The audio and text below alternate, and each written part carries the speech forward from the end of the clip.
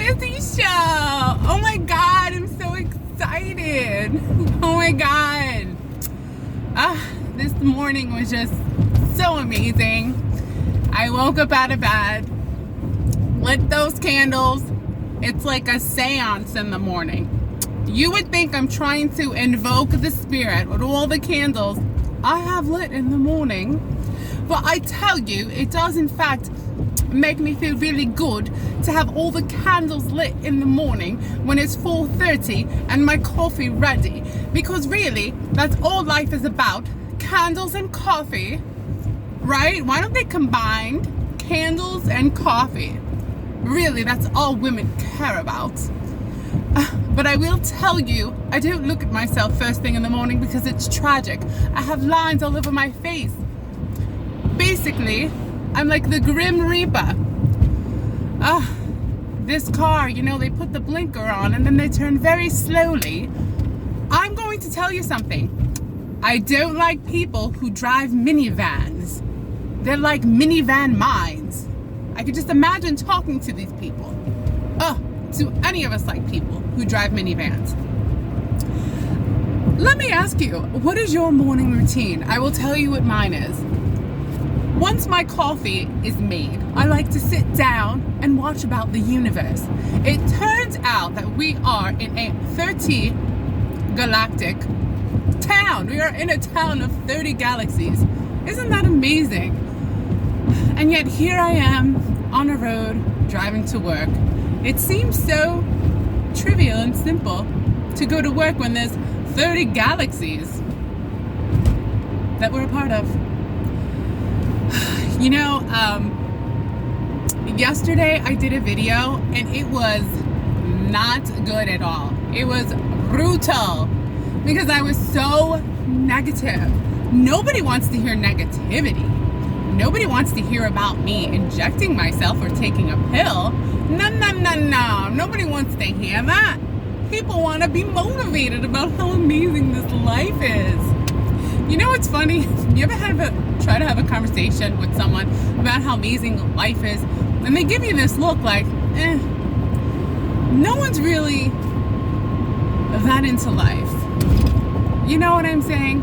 Maybe human life. Human life is difficult because once you get to a certain point, everyone is pretty much set in their ways and their character. And if you diverge into any other ways of behaving, people are like, oh, that's odd. You're acting odd. Well, let me tell you this. There's an octopus that has 3 hearts. Why? For every one person that watches, it's like 1 million people. Because 1 million people is just one person. Now, let's talk about what life is. Essentially, life is like, this is what life is. Or when I have these thoughts, random thoughts. All we're doing in life is trying to get somewhere, go somewhere, right?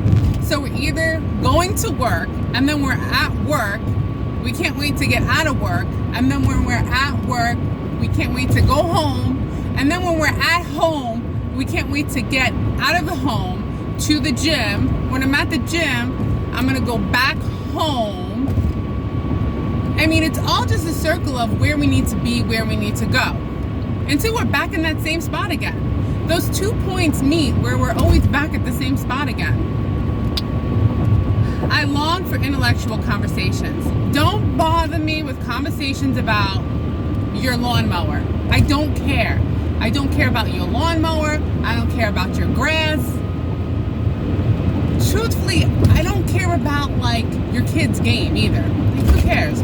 Oh, you're gonna miss their game? They're having a game? Talk to me about the universe. Talk to me about quantum physics. That's really all I care about, okay?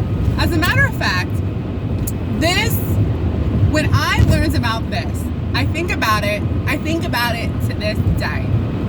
Do you know about this? It is called the double slit experiment. Who did the double slit experiment? No, we're not talking about a dirty video. No, this is true. The double slit experiment is basically scientists took a small little electron, and put it through one slit. And at the back of the wall, it created a pattern. All right, a pattern in one slit. As soon as they had two slits and they put the electrons through, they went everywhere. And they couldn't understand.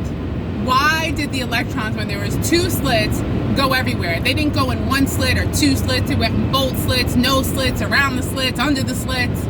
So what they did was they created an observer, a measuring device, blink, blink. And as soon as that measuring device was there, the electrons went through the slits. They created a pattern, the double slit experiment. So even if an electron knows it's being watched and changes the way it acts, forget about it. We're all changing the way we act when we're being watched. So it's almost like we don't exist. But I do exist. But really, we don't exist until there's an observer. So that's what science says, that really nothing exists unless there's an observer. And then also consciousness, no one has a definition for consciousness. We have billions of neurons in our brain, and each neuron is conscious. It's like grains of sand having a conversation, creating you. And you are just emerging from these neurons in your brain. That's you. But who are we really? Who am I? Who are you? If you ask a person, who are you? Most people will not have an answer. I'll tell you the truth. I have kind of an answer, but I really don't know who I am. Yes, I'm a spirit in this body, and I have eyes and a face and hair, but I'm none of this stuff. If this stuff went away, what am I really? I would say that I'm a spirit having the human experience. And the human experience is interesting because we can look at it from a perspective of people before us and perhaps people after us.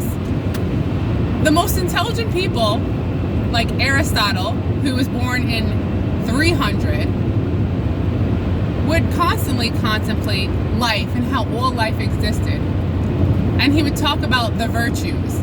Of course, we all know the main virtue, the virtue of being patient, but there's also many other virtues.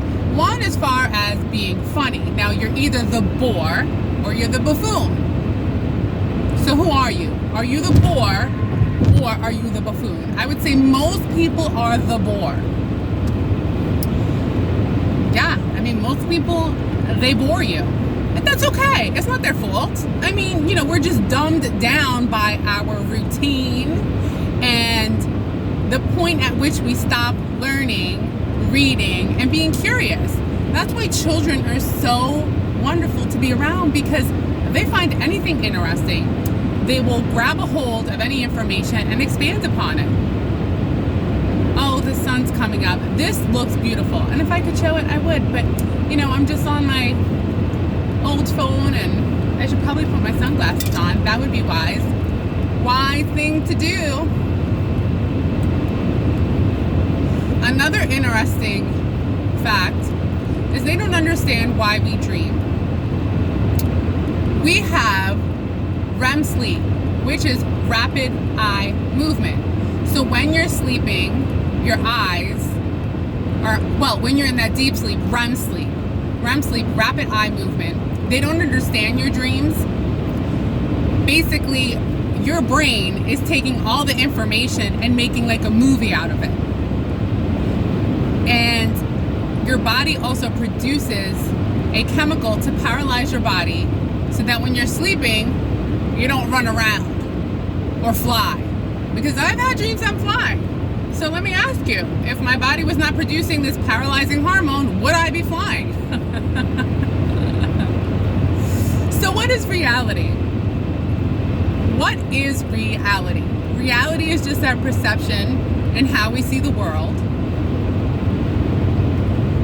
And how do we see the world? How do I see the world? Do we ever really observe anything for what it truly is? What truly is the world? There's so many different ways to see everything. If you were a different species, you would see the world differently. If I was a hummingbird, I would have a different perspective on the world. If I was an ant, I would have a different perspective on the world. But everything is consciousness. An ant has consciousness. A roach has consciousness. I don't know what its consciousness is. I don't know what it's thinking. But even though I find roaches absolutely repulsing, and that's why I will not move to Florida, which I would love to be in Florida, I'm not dealing with roaches. But they are conscious, okay? Okay. Let's not forget about the life under the sea. Under the sea. Let's not forget. They're conscious. There are fish so deep in the water. They have a light hanging from their head. What? Huh? Your mind will be blown if you really think about how crazy it is to exist. We exist. This is strange. And when I wake up in the morning, after I light my candles, and I'm having a seance, not really, but after I have, the smell of, that pancake, waffle, pumpkin, spice candle in August, I turn on my YouTube and I watch about consciousness and I watch about the universe. And what really captivates me is the fact that all I am is a person who basically regurgitates any information that I get inside my mind. So I'm influenced by the conversations I have, the things I watch. Not to say that I become that, but we are essentially influenced by what we see, hear, and our interactions. It's very easy to influence people. Independent thought. I have independent thought, but do I really? If you're ever alone by yourself, what are you thinking about? Do you think about what you think about? When I'm by myself and I'm thinking, my thoughts, sometimes they're really deep and intellectual, and sometimes they're pretty superficial. There's times where all I'm doing is counting in my head. Why am I just counting in my head? How absurd is that? But I will tell you, if I have a good conversation with someone, all of a sudden it's like I exist. It's like I don't exist when I'm by myself, having a conversation by myself. I'm at a light right now. Lights, camera, action. I really wish I was like a talk show host. It's like I'm going to work, that's fine. But you can only have so many conversations with the patients. You know what I mean? Was I going to do the Lizzie show with the patient? I got to be there to take care of them. Do my part, and then bye, see you later. I'd like to have a talk show where we talk about deep and intellectual things. Instead of like celebrities. Like, who cares? Who cares about celebrities? All they do is play a character. Isn't that essentially what I do every day? I play a character too. It's called whatever you want to call it. You can give me a name, and you know what a name is. A name is a self-identifier. Who are we besides these self-identifiers? What is your name? How old are you? Where are you from?